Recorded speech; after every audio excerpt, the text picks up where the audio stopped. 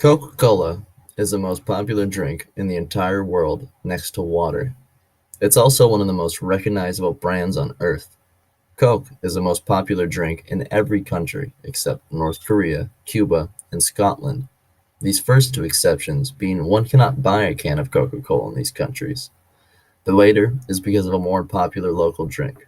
Millions drink it and are very familiar with the crimson red can and curvy white letters. But we are less familiar with what exactly is in a can of Coca-Cola. Let's start with what gives the drink that sweet taste we all love: high fructose corn syrup, or HFCS. The stuff is pumped full of it.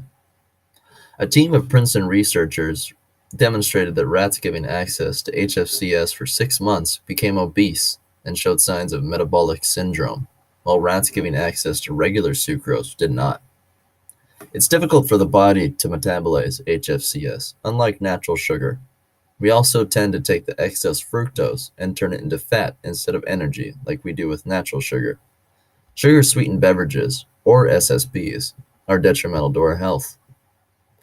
For example, in the United States, SSBs are the primary source of added sugar.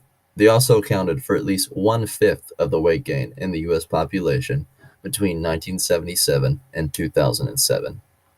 SSB consumption impairs glucose and lipid metabolism, increases inflammation, and significantly increases the risk of obesity, type 2 diabetes, and other chronic diseases. That's some pretty heavy stuff taken all over a harmless looking can of Coca-Cola. Also on the list is caffeine. Caffeine is not a huge risk factor for adults, but can be for children. A single can of Coke has 64 milligrams of caffeine. A cup of coffee has roughly 95. A bigger fountain-sized drink, or several cans in succession, contain a huge amount of caffeine. Excess caffeine can cause dehydration and is more of a risk factor in children for upset stomachs, hyperactivity, and more serious stomach problems. There's also positive and negative mental side effects directly related to caffeine consumption in children. After adjusting for additional dietary, demographic, and lifestyle covariates, positive associations between total weekly caffeine intake and anxiety and depression remained significant. Then we have BPA. That's the stuff you've probably heard about that was removed from the lining of many types of manufactured water bottles in a somewhat recent health trend. Most plastic bottles these days proudly have a BPA-free logo somewhere on the bottle. Meanwhile, the inside of a Coke can is lined with it. BPA is possibly an endocrine disruptor in rats, may cause problems during fetal development, and might reduce fertility by affecting the reproductive system. Other studies have linked BPA to everything from cancer and insulin-resistant diabetes to attention deficit disorder. Unfortunately, this is just dipping into the muddy waters. What are the cans made out of?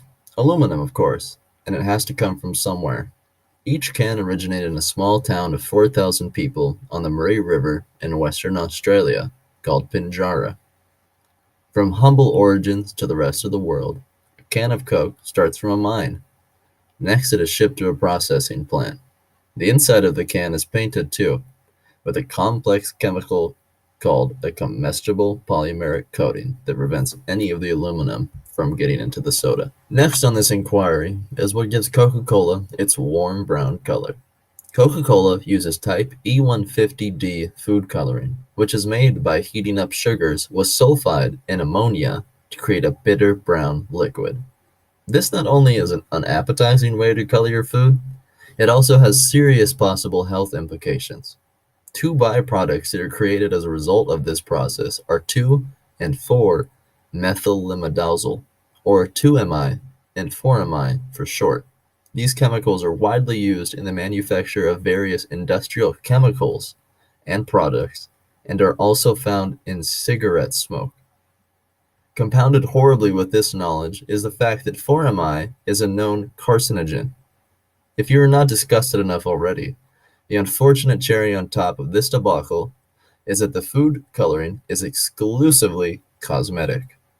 The Food and Drug Administration does not currently limit the amount of 2-MI and 4-MI in your food. Another main ingredient is phosphoric acid, which adds acidity and is made by diluting burnt phosphorus and processing it to remove arsenic. Sounds delicious, right? Well, if that's not bad enough, here's another fun fact. Men who previously had kidney stones and ceased drinking sodas with phosphoric acid were less likely to get new stones. Following these ingredients to a lesser extent is actually flavor: vanilla, cinnamon, coca leaf, with the cocaine removed, and cola nut. These are the ingredients that I could gather from what is available to the public. However, the Coca-Cola Corporation tries very hard to keep its precise flavor ingredients under lock and key. All of these ingredients are boiled down into a concentrate with carbonation and water added. After all this chemical warfare, you have yourself a 12-ounce can of Coca-Cola. But wait, the one more ingredient we take for granted in Coca-Cola is water. We all know what water is, but there is only so much on this earth. Where does Coca-Cola's water come from, and how did it make it into the can? It's a huge corporation, and they have a mighty thirst. One example is how it has been sourced in India. Communities across India living around the Coca-Cola's bottling plants are experiencing severe water shortages directly as a result of Coca-Cola's massive extraction of water from the common groundwater resource. The wells have run dry, and the hand water pumps do not work anymore. Studies, including one by the Central Groundwater Board in India, have confirmed the significant depletion of the water table. One of Coca-Cola's latest bottling facilities to open in India, in Bhilai, is located in an area with a severe contamination of arsenic in its groundwater. Now, this is not the Coca-Cola you can get stateside, but I would say that the Coca-Cola Corporation is going to try to keep their product as uniform and as cheap as possible. If you've been paying attention to the quality of the ingredients listed previously, this is not a promising thought. On the outside is an innocent-looking can of Coca-Cola, but what is inside that can is illness in waiting. Coca-Cola is a corporation that steals water from poor farmers, a corporation that uses poisonous water sources, a corporation that lines its product with BPA cleared by questionable research, tragically, a corporation that pumps its product full of corn syrup, caffeine, and fake coloring that contains a known carcinogen. Now that you know intimately what is in a can of Coca-Cola, you might want to think twice before picking one up on your lunch break. Have a glass of water. It's better for you anyway.